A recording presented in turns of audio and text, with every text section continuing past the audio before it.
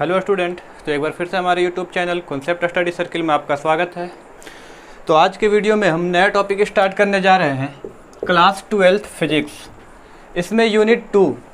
तो यूनिट 2 में हमें क्या पढ़ना है? 12th फिजिक्स में धारा विद्युत यानी करंट इलेक्ट्रिसिटी। ये यूनिट 2 में है। यूनिट 1 में स्थिर वैद्युत की बताया गया था। तो यूनिट 2 में हम पढ़ेंगे धारा विद्युत करंट इलेक्ट्रिसिटी। और इस यूनिट के अंतर्गत टोटल हम लोग कितना 6 चैप्टर पढ़ेंगे। तो फर्स्ट चैप्टर में क्या होगा हमारा? विद्युत धारा यानी इलेक्ट्रिक करंट। सेकंड चैप्टर जो होगा वो सरल परिपथ यानी सिंपल सर्किट। और जो थर्ड चैप्टर है वो है विद्युत धारा का चुंबकीय प्रभाव यानी magnetic effect of electric current. और जो फोर्थ चैप्टर है वो है विद्युतीय यंत्र इलेक्ट्रिकल इंस्ट्रूमेंट।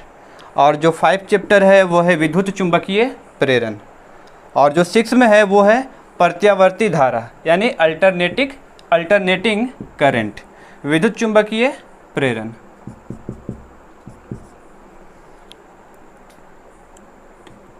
कह सकते हैं यहाँ पर इलेक्ट्रोमैग्नेटिक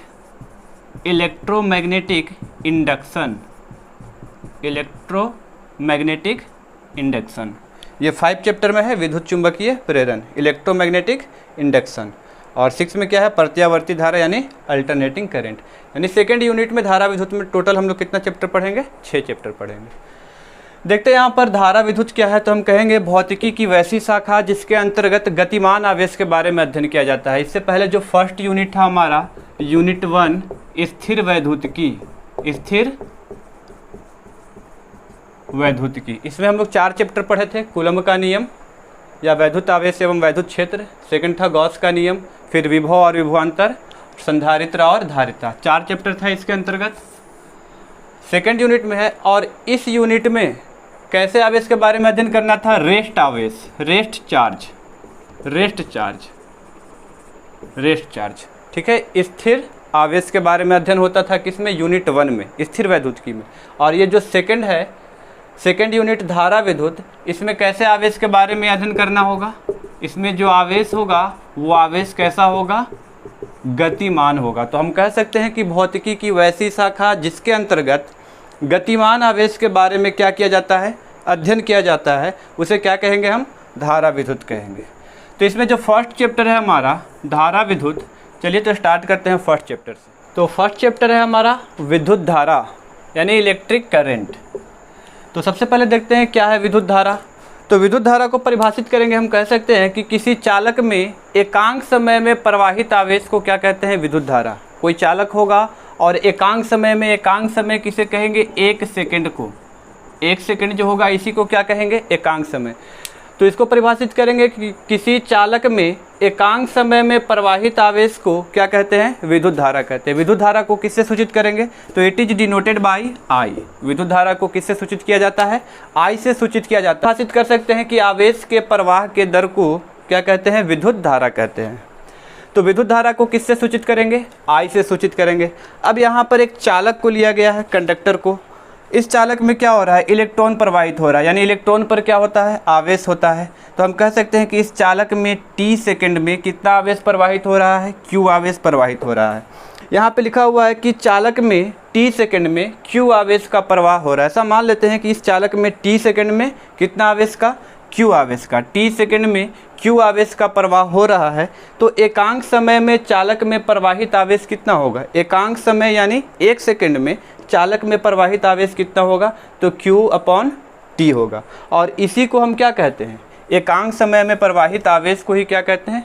किसी चालक में एकांक समय में प्रवाहित आवेश को विद्युत धारा कहते हैं, जिसको किससे सूचित करेंगे? I से सूचित करेंगे। तो यहाँ पर हम लिख सकते हैं I = Q/T। चालक में t सेकंड में q आवेश, तो एकांक समय में कितना आवेश प्रवाहित होगा? Q/T। और इसी को क्या कहते हैं? विद्युत धारा। किससे सूचित करेंगे? I से सूचित करेंगे। तो हमें फार्मूला मिल गया विद्युत धारा का I = Q/T। या फिर हम कह सकते हैं कि I = dQ/dt। यहाँ से आवेश के प्रवाह के दर को क्या कहते हैं? विद्युत धारा कहते हैं। अब देखते हैं इसका SI मात्रक क्या होगा। विद्युत धारा का SI मात्रक, SI unit of electric current. तो विद्युत धारा का फार्मूला क्या मिला हमें? विद्युत धारा का फार्मूला मिला I = Q/T। तो हमें क्या निकालना है? इसका SI मात्रक निकालना है। I का SI मात्रक यानी विद्युत धारा का SI मात्रक, तो इसका यूनिट क्या हो जाएगा, तो इसका यूनिट होगा Q क्या है आवेश और T क्या है यहाँ पर समय। तो आवेश का मात्रक क्या होता है, आवेश का मात्रक कूलम्ब और समय का मात्रक क्या लिखेंगे सेकेंड, यानी इसका SI मात्रक क्या हो जाएगा कूलम्ब प्रति सेकेंड। और इस कूलम्ब प्रति सेकेंड को क्या कहते हैं, 1 एम्पियर। इस कूलम्ब प्रति सेकेंड को क्या कहेंगे, 1 एम्पियर। यानी हम कह सकते हैं कि विद्युत धारा का जो SI मात्रक होगा वो क्या होगा, एम्पियर। विद्युत धारा का SI मात्रक क्या होता है, एम्पियर होता है।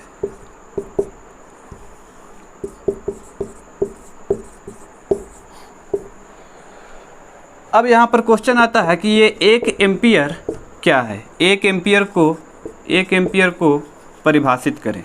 1 एम्पियर को क्या करना है, परिभाषित करना है। तो हेडिंग बनाएंगे यहाँ पर 1 एम्पियर को क्या करें, परिभाषित करें। 1 एम्पियर को परिभाषित करें। तो देखते हैं यहाँ पर विद्युत धारा I बराबर Q/T।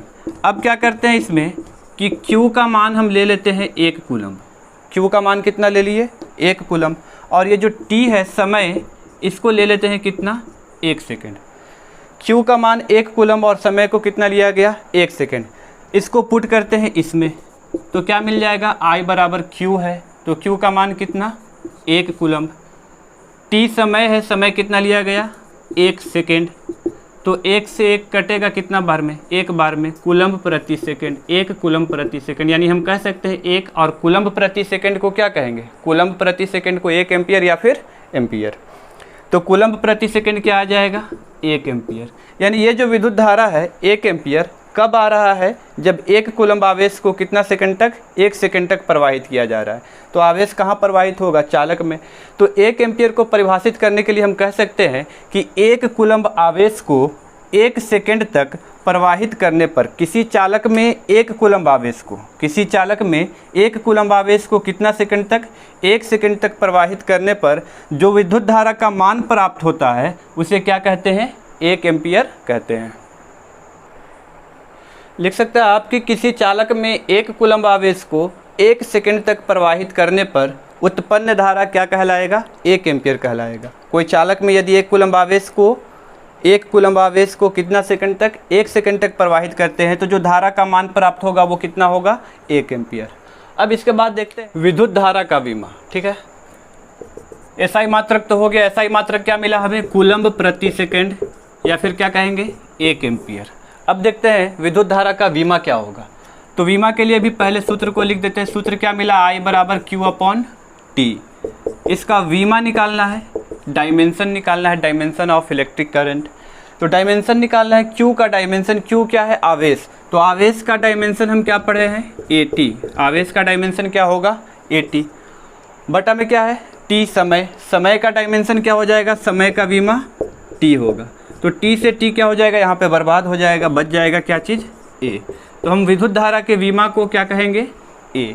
या फिर विमा को MLT का रूप दिया जाता है। विमा को किसका रूप दिया जाता है, MLT का रूप दिया जाता है। तो यहाँ पर चूंकि केवल A आ रहा है तो हम इसका पावर 0 कर देंगे, इसका पावर 0, इसका पावर 0। किसी संख्या का पावर 0 क्या होता है, 1 होता है। तो M का पावर 0, L का पावर 0, T का पावर 0। और यहाँ पर A है तो क्या लिख देंगे, A। तो विद्युत धारा का विमा क्या हो जाएगा, A होगा, या फिर M0, L0, T0 और क्या हो जाएगा, A हो जाएगा। अब बात करते हैं कि विद्युत धारा सदिश राशि है या अदिश राशि। तो विद्युत धारा सदिश है या अदिश, तो कहेंगे विद्युत धारा क्या है, एक अदिश राशि है। कैसे ये अदिश है, देखेंगे यहाँ पर कि विद्युत धारा में दिशा एवं परिमाण दोनों होता है। विद्युत धारा में दिशा भी होता है और परिमाण होता है। ऐसे तो हम जानते हैं कि वैसी राशि जिसमें दिशा और परिमाण दोनों हो तो वो क्या होगा, सदिश राशि, और केवल परिमाण हो तो क्या होगा, अदिश राशि। लेकिन यहाँ पर एक्सेप्शन में हम कह सकते हैं कि विद्युत धारा जो है इसमें दिशा भी होता है और क्या होता है, परिमाण भी होता है। दिशा के साथ साथ परिमाण होता है, फिर भी यह एक अदिश राशि है। तो आखिर ये अदिश राशि क्यों है, तो लिखेंगे यहाँ पे कि परंतु यह सदिश के नियम का पालन नहीं करता है। दिशा और परिमाण दोनों तो है लेकिन ये सदिश के नियम का पालन नहीं करता है, इसलिए हम कह सकते हैं कि विद्युत धारा क्या है, एक अदिश राशि है। तो सदिश के नियम का पालन कैसे नहीं करता है, देखेंगे यहाँ पर। मान लेते हैं कि यहाँ से एक तार में 2 एम्पियर की धारा आ रही है इस बिंदु पर, और एक और तार जुड़ा हुआ है इस बिंदु से जिसमें कितना एम्पियर का धारा आ रहा है, 3 एम्पियर का। यहाँ से 2 एम्पियर, यहाँ से 3 एम्पियर, और दोनों इस बिंदु से जुड़ा हुआ है। यहाँ से एक तार निकालेंगे तो जाहिर सी बात है कितना एम्पियर धारा प्रवाहित होगा इसमें, 5 एम्पियर। यहाँ से 2 एम्पियर आया, यहाँ से 3 एम्पियर, तो 2 और 3 क्या हो जाएगा, यहाँ से 5 एम्पियर की धारा प्रवाहित होगा। तो देख रहे हैं कि विद्युत धारा में डायरेक्शन है, दिशा भी है और परिमाण भी है। 3 2 आया तो कितना हो गया, यहाँ पे 5 एम्पियर हो गया। तो दिशा के साथ साथ परिमाण है, फिर भी ये क्या होगा, अदिश राशि होगा। सदिश क्यों नहीं होगा, क्योंकि ये सदिश के नियम का पालन नहीं करता है। तो सदिश के नियम का पालन कैसे नहीं करता है, अगर 2 एम्पियर और 3 एम्पियर को हम सदिश के नियम से जोड़ते तो देखते हैं यहाँ पर I बराबर I1 का स्क्वायर प्लस I2 का square plus 2I1 into I2 into cos theta. Vector में 11th क्लास में हम पढ़ चुके हैं। तो जब सदिश के नियम से हम इसको जोड़ेंगे तो देखते हैं क्या मिलता है। लिखेंगे I बराबर रूट अंडर I1 का स्क्वायर। I1 कितना हो जाएगा हमारा, 2 एम्पियर हो जाएगा, तो लिखेंगे 2 का स्क्वायर। I2 का स्क्वायर, I2 कितना हो जाएगा, 3 एम्पियर होगा, तो क्या लिखेंगे, 3 का स्क्वायर। 2I1 इंटू I2, तो I1 2, I2 कितना 3, तो लिखेंगे 2 इंटू 3 कॉस थीटा।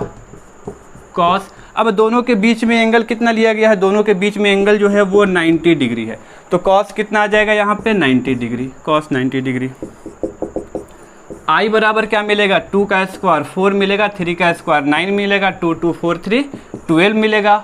कॉस 90 का मान क्या होता है, 0, तो I equal to root under 9 4 कितना 13 प्लस 12 में जब 0 से गुना करेंगे, 12 में 0 से गुना करेंगे, ये क्या हो जाएगा, 0 हो जाएगा, यानी हम क्या कहेंगे, रूट अंडर 13 एम्पियर। लेकिन धारा हमें कितना मिल रहा है, 2 एम्पियर यहाँ से आएगा, 3 एम्पियर यहाँ से आएगा, दोनों जब मिल जाएगा तो इस तार में कितना प्रवाहित होगा, 5 एम्पियर धारा प्रवाहित होगा। लेकिन अगर सदिश के नियम से हम जोड़ते तो हमें कितना मिल रहा है, रूट अंडर 13 एम्पियर मिल रहा है। तो सदिश के नियम का पालन नहीं कर रहा है, इसलिए हम क्या कहेंगे कि विद्युत धारा क्या है, एक अदिश राशि है। देखते हैं अब धारा घनत्व, करंट डेंसिटी। क्या धारा घनत्व, तो कहेंगे कि एकांक क्षेत्रफल वाले चालक में प्रवाहित धारा को क्या कहते हैं, धारा घनत्व। एकांक क्षेत्रफल का चालक होगा, अगर उससे धारा प्रवाहित किया जाएगा तो क्या कहा जाएगा, उसे धारा घनत्व कहा जाएगा। धारा घनत्व को किससे सूचित करेंगे, it is denoted by J, यानी धारा घनत्व को किससे सूचित करेंगे, J से सूचित करेंगे। यहाँ पर एक चालक लिया गया है, इस चालक का क्षेत्रफल कितना है, A क्षेत्रफल है। तो यहाँ पे कहेंगे चूंकि A क्षेत्रफल वाले चालक से I धारा प्रवाहित हो रहा है, ये चालक का क्षेत्रफल कितना लिया गया, A लिया गया, तो A क्षेत्रफल वाले चालक से कितना धारा, I धारा प्रवाहित हो रहा है। तो एकांक क्षेत्रफल वाले चालक से प्रवाहित धारा क्या हो जाएगा, A क्षेत्रफल का चालक है, I धारा प्रवाहित हो रहा है, तो एकांक क्षेत्रफल जब लेंगे तो ये A कहाँ आएगा, I के बटा में आएगा। तो एकांक क्षेत्रफल वाले चालक से प्रवाहित धारा कितना हो जाएगा, I बाई A, और इसी को क्या कहते हैं, धारा घनत्व कहते हैं। धारा घनत्व को किससे सूचित करते हैं, J से। तो इस तरह से हमें फार्मूला मिल जाएगा धारा घनत्व का, J बराबर I बाई A। अब देखते हैं धारा घनत्व का SI मात्रक और विमा क्या होगा। देखते हैं धारा घनत्व का SI मात्रक, यानी SI unit of current density. SI मात्रक निकालने के लिए पहले सूत्र को लिखेंगे। सूत्र क्या मिला, धारा घनत्व का। धारा घनत्व को किससे सूचित करते हैं, J से। J बराबर क्या मिला, I बाई A। तो इस J का हमें क्या निकालना है, इस J का निकालना है यूनिट। मात्रक क्या होगा J का, तो J का मात्रक क्या होगा, तो फार्मूला क्या है, I बाई A। I क्या होगा, विद्युत धारा, A क्या होगा, क्षेत्रफल। विद्युत धारा का SI मात्रक अभी हम देखे थे क्या होता है, एम्पियर, और क्षेत्रफल का SI मात्रक क्या हो जाएगा, मीटर स्क्वायर। यानी धारा घनत्व का SI मात्रक हमें क्या मिल गया, एम्पियर मीटर स्क्वायर। ठीक है, अब इसके बाद देखते हैं धारा घनत्व का विमा क्या होगा, डायमेंशन ऑफ करंट डेंसिटी। इसके लिए भी पहले सूत्र को लिखेंगे। धारा घनत्व J बराबर क्या मिलेगा, I बाई A। अब इस J का क्या निकालना है, J का डायमेंशन निकालना है। विमा क्या होगा, तो I का विमा क्या होगा, I का विमा A। उसके बाद क्या है, A, तो A क्या होगा, क्षेत्रफल। क्षेत्रफल का विमा क्या होगा, क्षेत्रफल का विमा L का स्क्वायर। तो क्या करेंगे, A के जगह पर A को लिखेंगे L स्क्वायर, ऊपर चढ़ाएंगे तो घात क्या होगा, साइन इसका बदल जाएगा। L का पावर +2 है तो अब हो जाएगा L का पावर -2। यानी धारा घनत्व का विमा हमें क्या मिल गया, A L का पावर -2। या फिर विमा को MLT का रूप दिया जाता है तो M 0 हो जाएगा। L का पावर कितना है, -2 है, T नहीं है तो T 0 हो जाएगा। उसके बाद A है तो A को लिख देंगे। तो ये भी कह सकते हैं धारा घनत्व का विमा क्या हो जाएगा, AL का पावर -2। अगर MLT का रूप देना है तो लिखेंगे M0 L -2 T0 और A। इसके बाद देखते हैं कि धारा घनत्व सदिश है या अदिश। तो हम कहेंगे यहाँ पर कि धारा घनत्व क्या होगा, धारा घनत्व एक सदिश राशि। धारा घनत्व क्या होता है, एक सदिश राशि। धारा घनत्व क्या है, एक सदिश राशि है। अब यहाँ पे एक क्वेश्चन देखते हैं कि यदि किसी चालक में 16 सेकंड में 5 एम्पीयर धारा का प्रवाह होता है तो आवेश का मान क्या होगा। फर्स्ट में हमें क्या निकालना है कि आवेश का मान क्या होगा, और सेकंड में क्या निकालना है कि चालक में प्रवाहित इलेक्ट्रॉन की संख्या ज्ञात करें। ठीक है, तो देखेंगे सबसे पहले कि इस क्वेश्चन में हमें क्या दिया हुआ है। क्या दिया हुआ है, चालक में 16 सेकंड में 5 एम्पीयर धारा का प्रवाह होता है। धारा का मान I कितना दिया हुआ है, 5 एम्पीयर। और क्या दिया हुआ है, समय क्या दिया हुआ है, 16 सेकंड।